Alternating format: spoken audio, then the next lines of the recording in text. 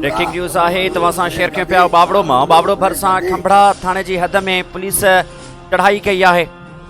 Police जी चढ़ाई खिलाफ़ ॻोठाणनि ने एहतजाज कयो आहे। पुलिस घरनि अंदरि भञ ड्राह पिणु कई आहे। ॻोठाणनि जो चवणु आहे त SHO अतरचंद पुलिस टाला साण करे असांजे घरनि ते बिना जवाज़ चढ़ाई कई आहे। अली गुल शेख जी रिपोर्ट मूजिबि ॻोठाणनि फ़हीम खान ॾहर ऐं ॿियनि जो चवणु आहे त गुज़िरियल राति 12 वॻे खंभड़ा थाणे जे SHO अतरचंद पुलिस अटाला साण करे बिला जवाज़ असांजे घर में गिड़ी चादर ऐं चार दीवारीअ जो तक़दुस पामाल कंदे भञ ड्राह करण बाद घर भातियुनि खे हिरासा कयो आहे।